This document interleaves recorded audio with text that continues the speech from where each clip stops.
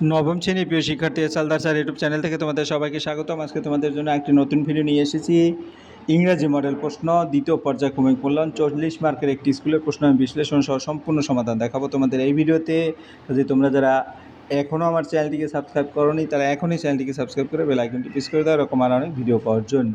তোমরা দেখতে পাচ্ছ এটা নবম শ্রেণীর একটা প্রশ্ন, সেকেন্ড ইউনিট এভালুয়েশন টেস্ট 2026। এই টোটাল প্রশ্নটি আমি এখন তোমাদের ডিটেলস বিশ্লেষণ করে উত্তর দেখাবো। তো সেকেন্ড ইউনিট এভালুয়েশন, এটা দেখো রিডিং স্কিল সিনস, এটা read the passage carefully and answer the question given below, এবং 2 নম্বরে হচ্ছে রিডিং স্কিল আনসিন। আর প্রতিটারেই কিন্তু প্রশ্ন আছে। এই দেখো এটা সিনের প্রশ্ন, এটা আনসিনের প্রশ্ন। তবে 3 নম্বরে গ্রামার অ্যান্ড ভোকাবুলারি, 4 নম্বরে ফ্রেজাল ভার্ব এবং 5 নম্বরে হচ্ছে রাইটিং স্কিল।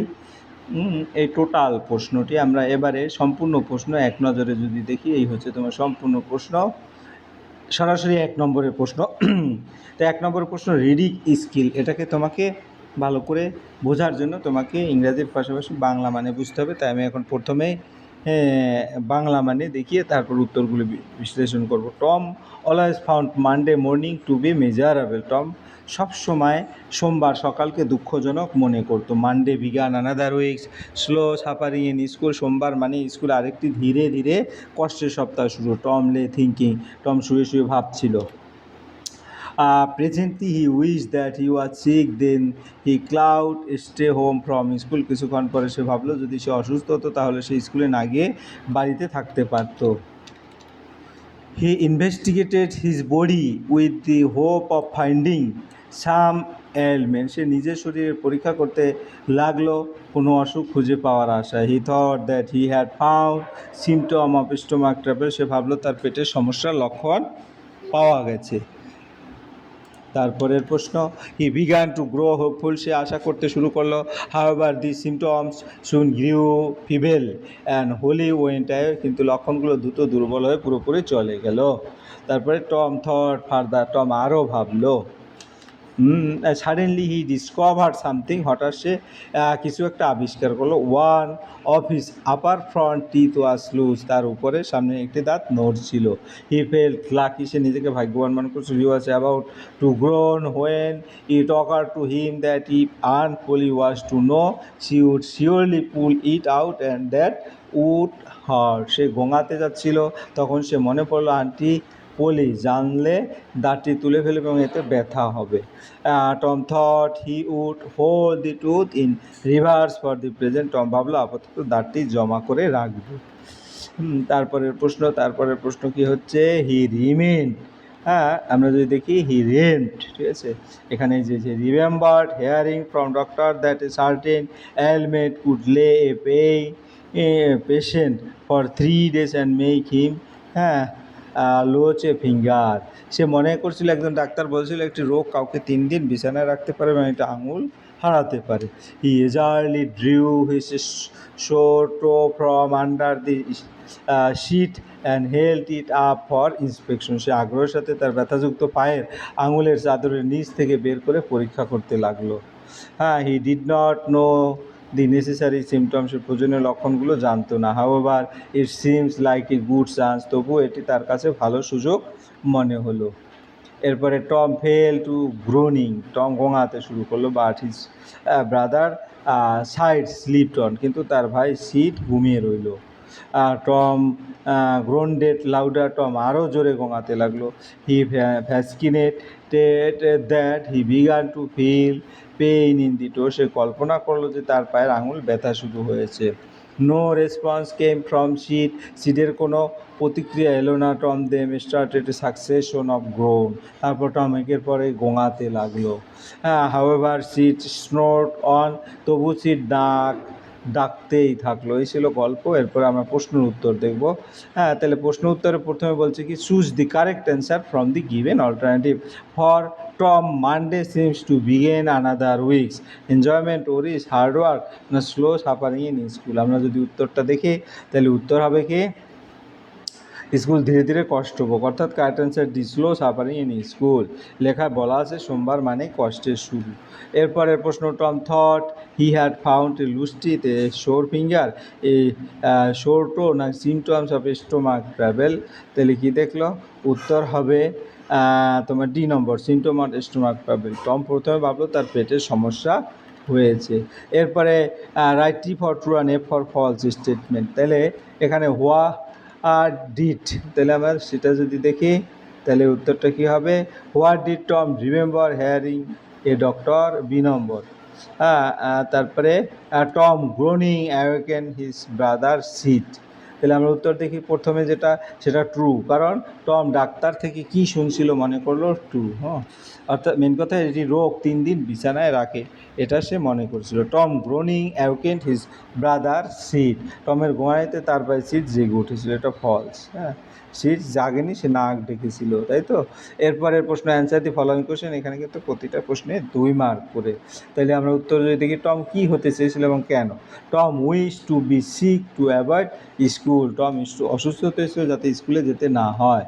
হ্যাঁ, এরপরের প্রশ্ন, এরপরে what occur to Tom when he was about to groan, টম যখন গোঙাতে যাচ্ছিল তখন তার কি মনে হলো? He thought aunt Polly would pull out his lost tooth, সে ভাবলো আন্টি পল তার ঢিলা দাঁত তুলে ফেলবে। What did Tom keep in reserve and why, টম কি জমা করে রাখলো এবং কেন? He keep the lost teeth in reverse to avoid pain, সে ঢিলা দাঁত জমা রাখলো যাতে ব্যথা না পায়। হ্যাঁ, এরপরের প্রশ্ন, রিডিং আনসিন যেটা আছে, New Delhi a giant rocket roared from India's Sriharikota island space port on Friday. শুক্রবারে ভারতের শ্রীহরিকোটা দ্বীপের মহাকাশ কেন্দ্রে থেকে একটি বিশাল রকেট উৎক্ষেপণ করা হয়। And ferried the Chandrayaan 3 space craft into an orbit around the earth, এবং চন্দ্রযান 3 মহাকাশযানকে পৃথিবীর কক্ষপথে স্থাপন করে। এরপরের প্রশ্ন যদি দেখি, to start a 40 days journey intend to climax with a soft landing near the lunar south pole, 40 দিনের যাত্রা শুরু করার জন্য তার শেষ হবে চাঁদের দক্ষিণ মেরুর কাছে নবম অবতরণ দিয়ে।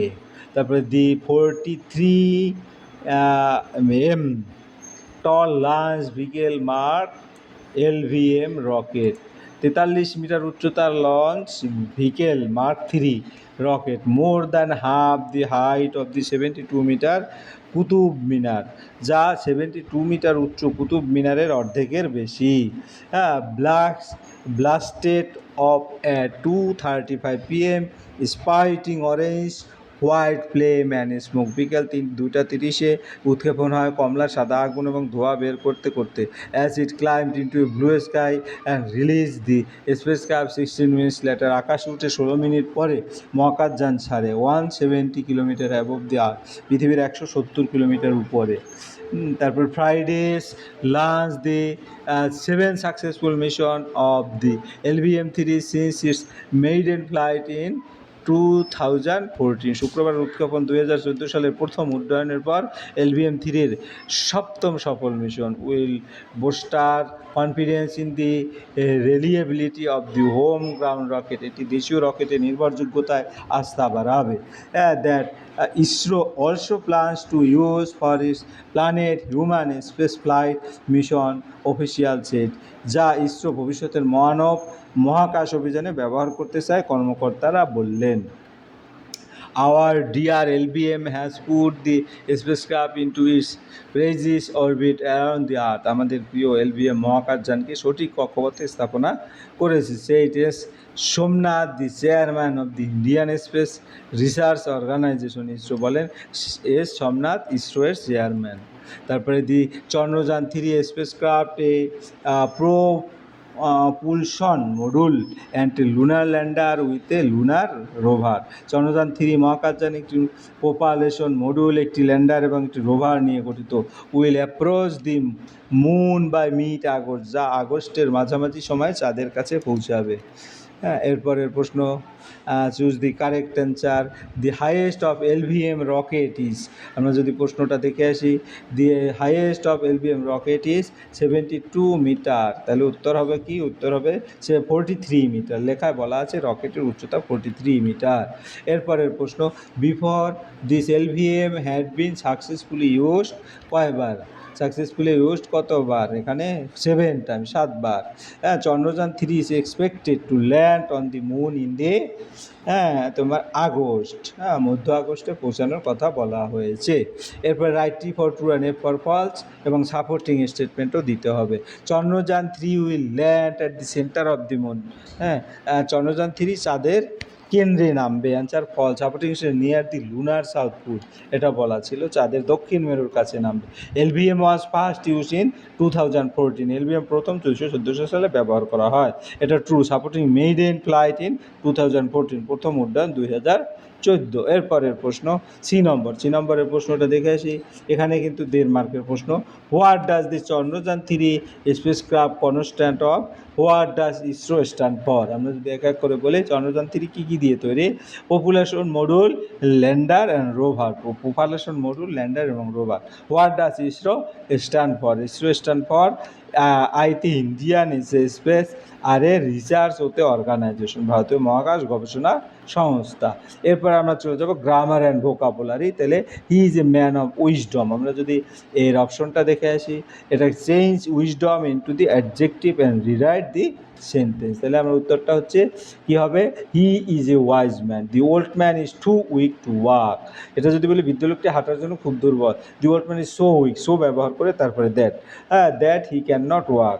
ফাদার সে ডোন্ট কোয়াল, বাবা বলেন ঝগড়া করো না। Answer, father advise his son not to কোয়াল।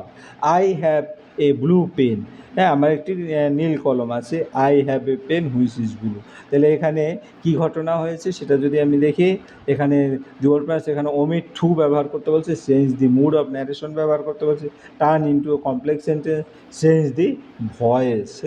তাহলে why did you do it, তুমি এটা কেন করলে, এটা ভয়েস চেঞ্জ করলে why was it done by you, ঠিক আছে। এরপরে phrasal verb, surrendered, give on, মানে আত্মসমর্পণ করা, কিওর, কাম ডাউন, সুস্থ হওয়া, রিজেক্টেড, টার্ন ডাউন, প্রত্যাখ্যান করা, আন্ডারস্ট্যান্ড, মেক আউট, বোঝা, এবং সেভ, পুট বাই, সঞ্চয় করা। তাহলে এই যে অপশনগুলি আছে সেই অপশন দিয়ে এটার অর্থ যেটা বুঝবে সে অনুসারে লিখতে হবে। এরপর আমরা 5 number writing skill. Writing skill যদি দেখি, grammar, he is a man of wisdom, সে একজন জ্ঞানী মানুষ।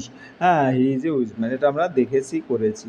তাহলে এরপর আমরা চলে যাব, I have a blue pen, আমার একটি নীল কলম আছে। I have a pen which is blue, white it, এগুলি সবই কিন্তু আমি দেখিয়েছি। এরপর ফ্রেজাল ভার্ব কিন্তু সারাউন্ডেড, গিভ ইন, আত্মসমর্পণ, কিউড, কাম রাউন্ড, এরকম এগুলি দেখিয়েছি। এরপরে আমার ফাইনালি যে প্রশ্ন, write a news paper with 100 words using the hints. 100 ওয়ার্ডের মধ্যে আমরা যদি দেখি সেটা কীরকম হয়, এই হচ্ছে, a massive fire broke out a busy local market on Thursday evening, creating panic, এবং shopkeepers and customers, nearly 25 shops were completely gutted in the incident. 5 fire engine rushed to the spot immediately after receiving the emergency call and worked tirelessly for several hours to bring the fire under control. তাহলে আমরা যদি এখানে দেখি, একটি ভয়াবহ অগ্নিকাণ্ডের স্থানীয় বাজারে ঘটে, একটি বড় আগুন বৃহস্পতিবার সন্ধ্যায় বাজারে লাগে, এতে দোকানদার এবং ক্রেতাদের মধ্যে আতঙ্ক ছড়িয়ে পড়ে, প্রায় 25টি দোকান সম্পূর্ণ পুড়ে যায়, 5টি দমকল দ্রুত ঘটনাস্থলে পৌঁছায়, তারা অনেকক্ষণ ধরে নিরসভাবে কাজ করার পর আগুন নেভানো হয়। তো এভাবে করে তোমরা পুরো প্রশ্নের উত্তর দিয়ে দেবে, পুরো উত্তরটা দেখে নেবে। এরপরে এর উত্তরটা সেটা হচ্ছে নোটিশ রাইটিং। তো নোটিশ রাইটিং হচ্ছে কি, ফণীন্দ্র ডিএফ ইনস্টিটিউশন নোটিশ, তারপরে 15 May 2007, subject maintaining cleanliness in the classroom, all the student of class 9 are hereby inform that they are must maintain cleanness in the classroom, they are advise to use dustbin for throwing waste and avoid littering the classroom with paper, food packets and left over tiffin. Students must also keep their desks and surrounding neat and tidy. Strict action will be taken against those who fail to follow this rule. Your cooperation is highly accepted of to maintain healthy and present environment. তা এই ছিল তোমার total যে প্রশ্ন, তার সামগ্রিক উত্তর। আশা করি ভিডিওটি মনোযোগ সহকারে দেখলে তোমরা একটা কমপ্লিট ভিডিও পেয়ে যাবে। পরিশেষে বলবো, ভিডিওটি দেখার জন্য অসংখ্য ধন্যবাদ। ভিডিওটি ভালো লাগলে লাইক, কমেন্ট, শেয়ার করতে ভুলবে না। আজ এই পর্যন্তই। ধন্যবাদ সবাইকে।